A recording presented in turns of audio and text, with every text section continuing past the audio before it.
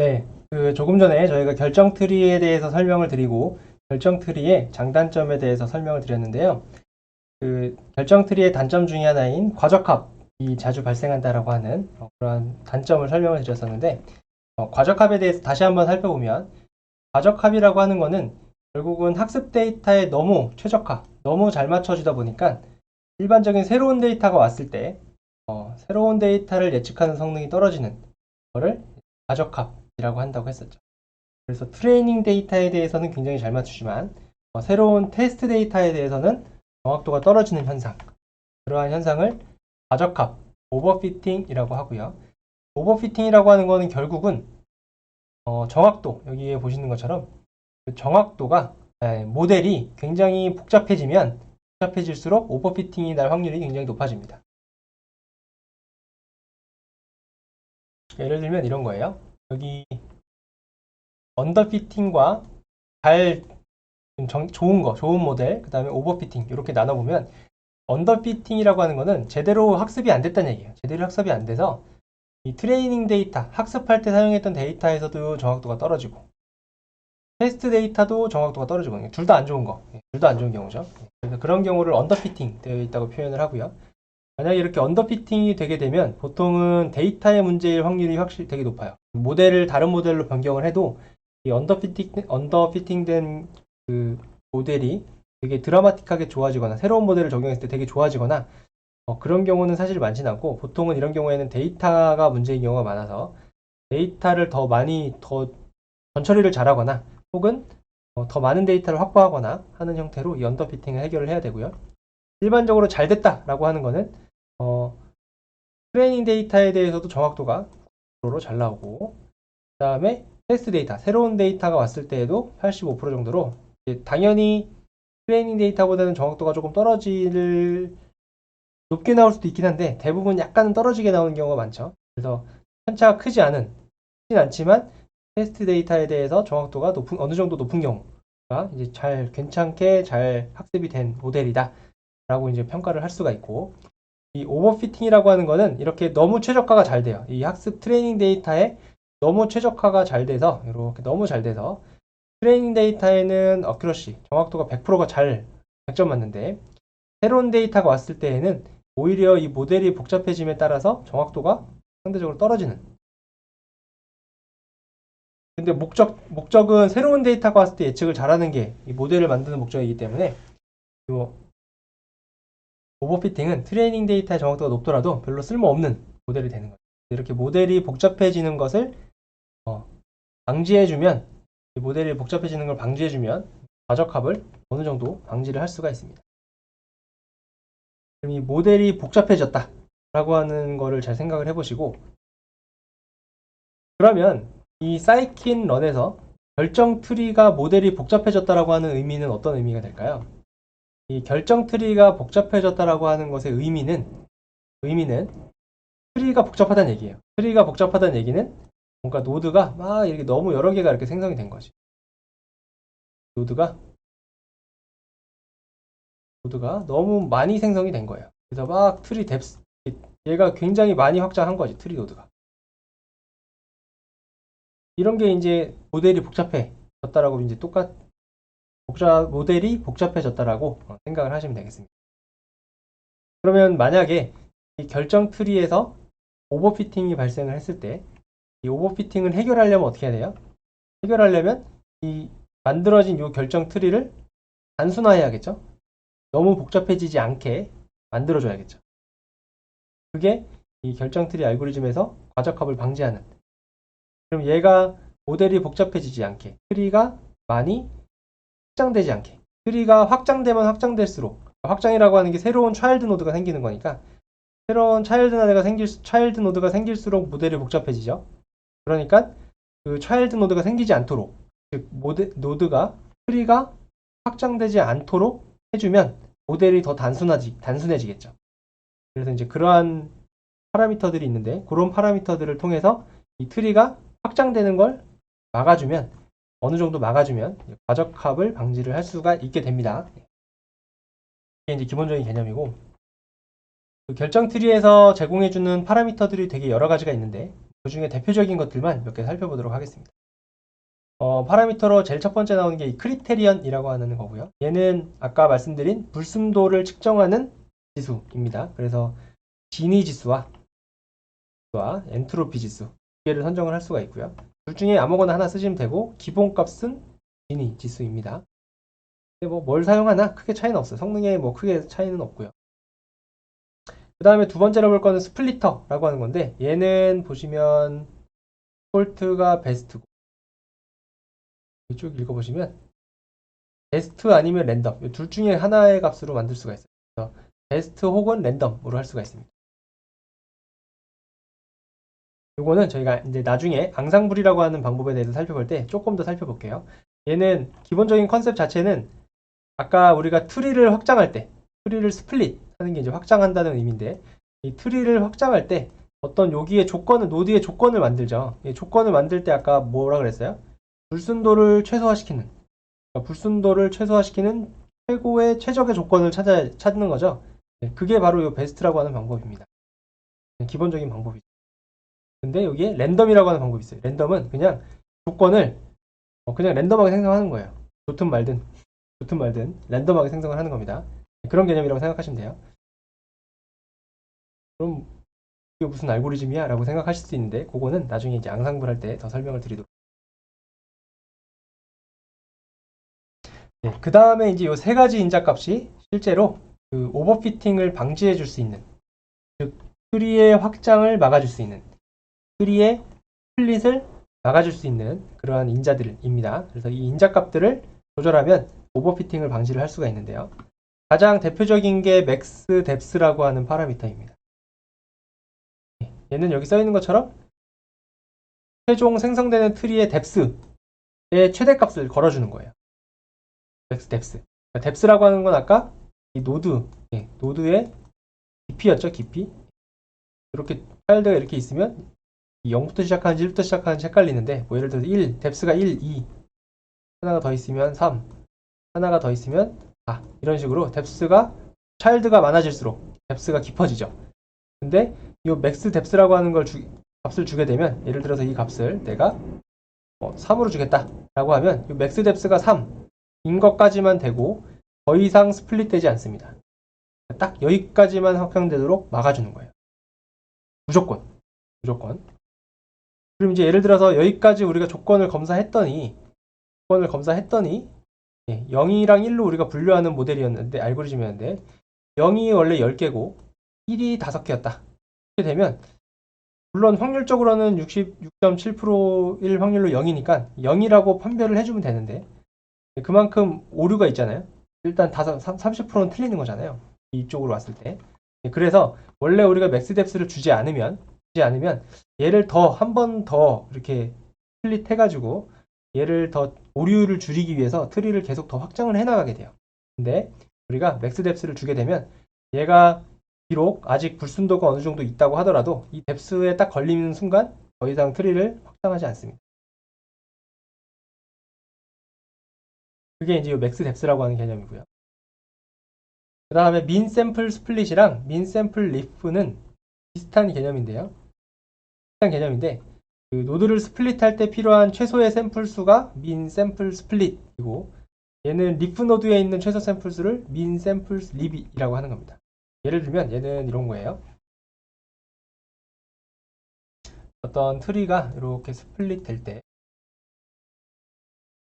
이 민 샘플 스플릿이라고 하는 개념은 이런 거죠.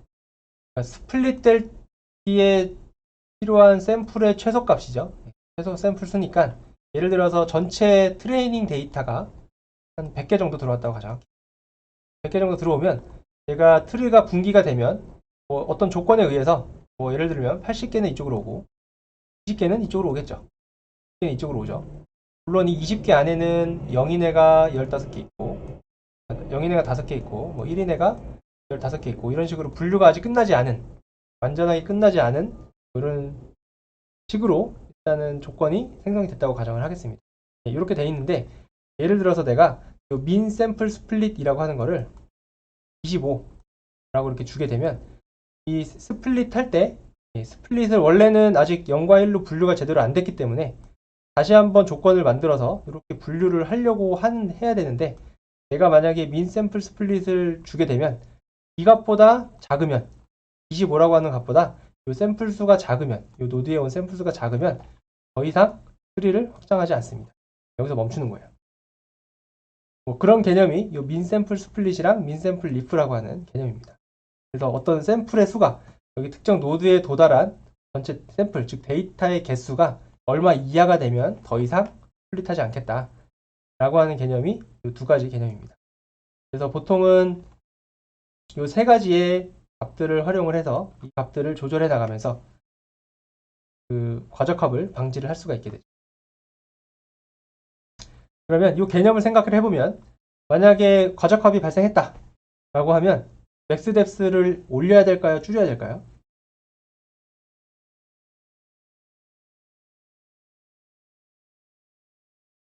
맥스 뎁스를 어떻게 하면 될까요?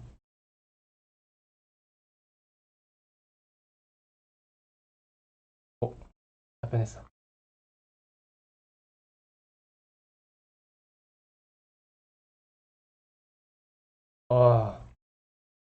네, 답변 감사합니다.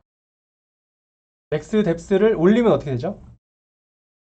맥스 뎁스가 예를 들어서 3인회랑 5인회를 비교를 해보면, 맥스 뎁스가 3이면 어떻게 돼요? 뎁스가 여기까지만 오는 거죠. 3까지. 만약에 5라고 하면은 두 번 더 뎁스가 깊어지게 되는 거죠. 그럼 아까 오버피팅 발생하는 거는 모델이 복잡해지는 경우에 오버피팅이 발생을 한다고 했으니까, 맥스 뎁스가 5인 경우가 훨씬 더 복잡하죠. 그래서 오버피팅이 발생을 하면 값을 줄여줘야죠. 줄여줘야지 모델이 단순화되면서 오버피팅을 방지를 할 수가 있게 되겠죠.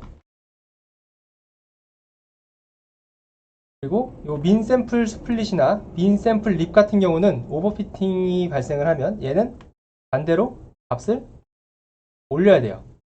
왜냐하면 어떤 트리를 막 이렇게 확장하다가, 어차피 동일한 데이터로 트리를 확장하다가 확장을 더 이상 못하게 막는 최소한의 샘플의 개수니까, 원래는 데이터가 뭐 1000개가, 100개가 들어왔는데 막 하다 보면 여기에 10개가 들어왔어요. 10개가 들어왔을 때 우리가 더 이상 스플릿하지 않게 하려고 하면 이 값을 15로 주면 더 이상 스플릿하지 않죠. 만약에 이 값이 2였으면은 아직 2에 도달하지 않았으니까 다시 한 번 더 스플릿을 하게 되지만, 이 값을 올려버리면, 20보다 큰 값으로 올려버리면 여기에서 멈추게 되죠. 그렇기 때문에 과적합이 발생을 하면 요 민 샘플 스플릿이나 민 샘플 리프는 값을 올리면 되고요. 이 맥스 뎁스라고 하는 인자는 값을 낮추면 됩니다. 낮추면 그만큼 그 스플릿 트리가 확장하는 것을 방지하기 때문에 과적합을 방지를 할 수가 있습니다.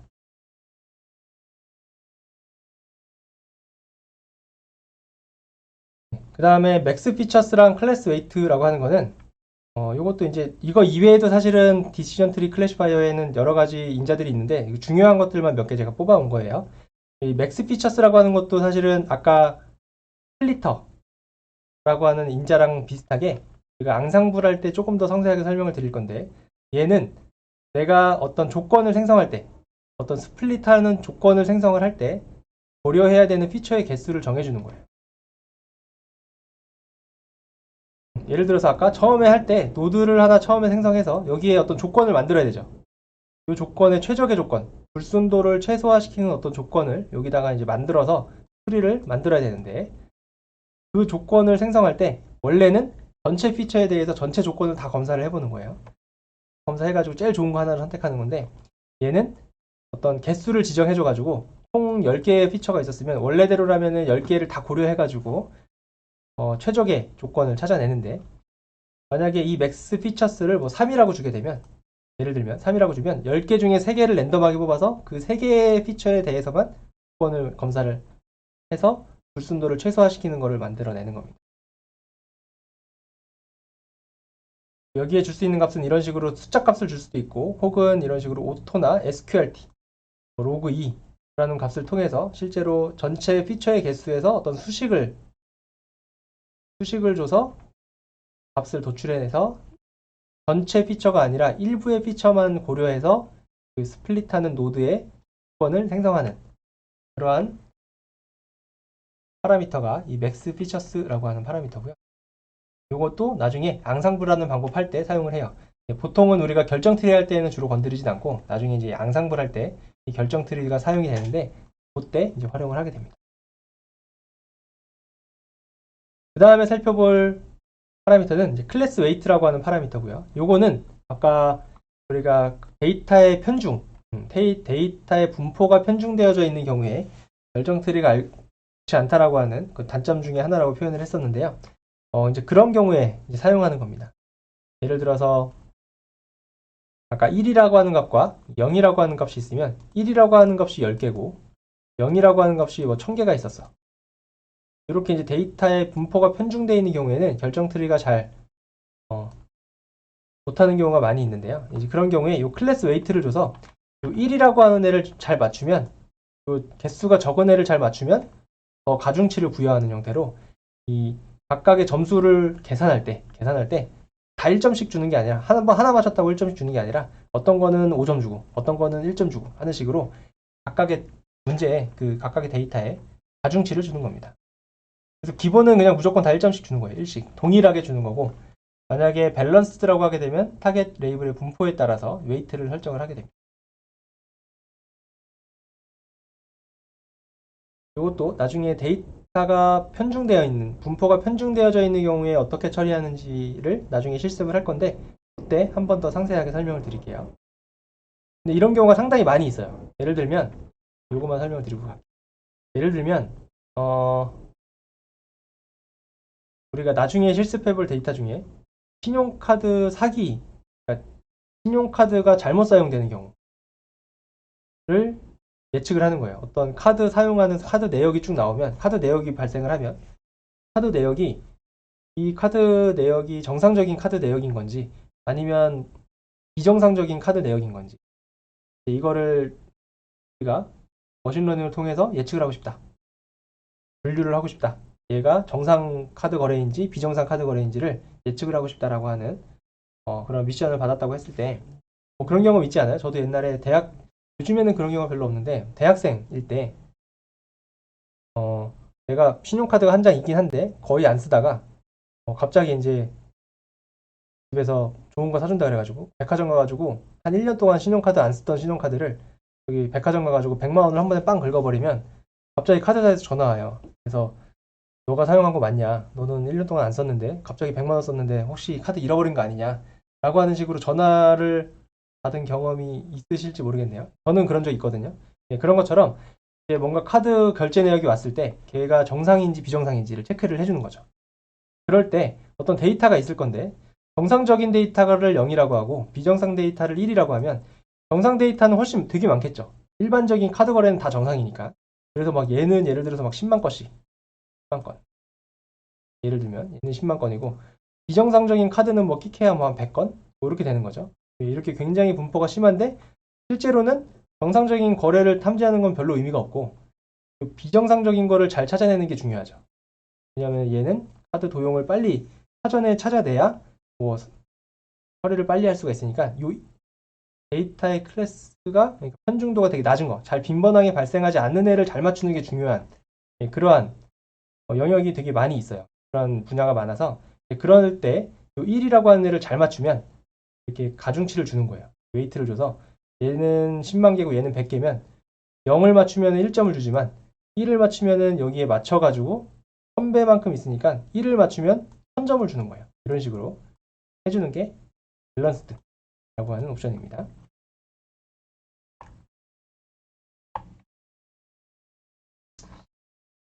그래서 공식 홈페이지에 있는 내용을 제가 간단하게 번역을 해본 내용이고요. 이거는 마지막으로 이제 결정 트리를 사용할 때 사용 팁에 대한 거를 사이킨런의 홈페이지에서 적어놨더라고요. 그래서 그 내용을 가지고 왔습니다.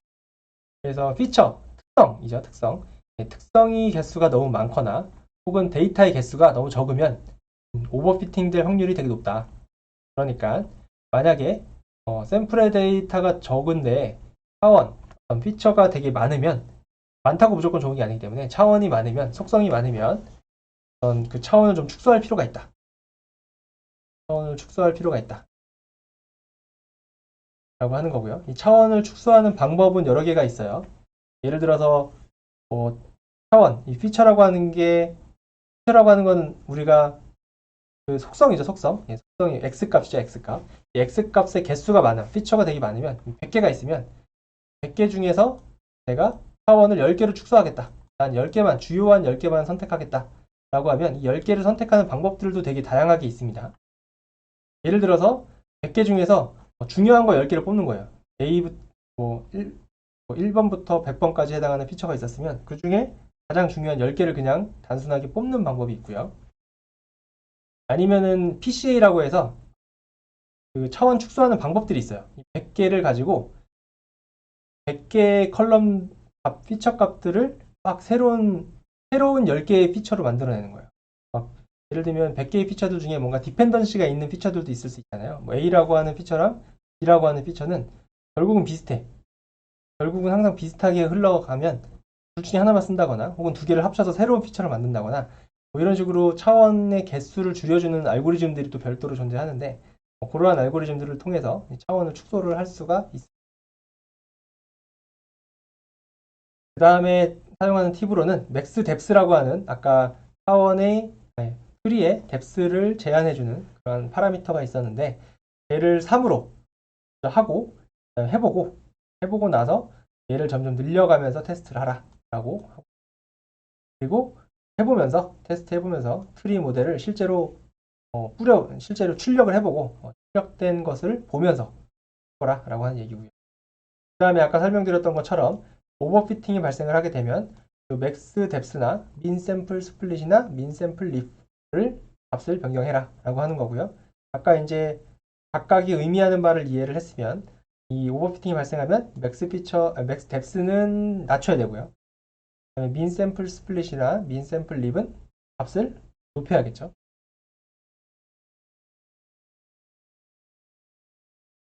그 다음에 아까 결정 트리의 단점으로 그 데이터의 밸런스, 데이터의 비중이 편중되어 있으면 결과가 잘 안 좋게 나오니까 데이터의 밸런스를 맞춰라 라고 하는 얘기입니다.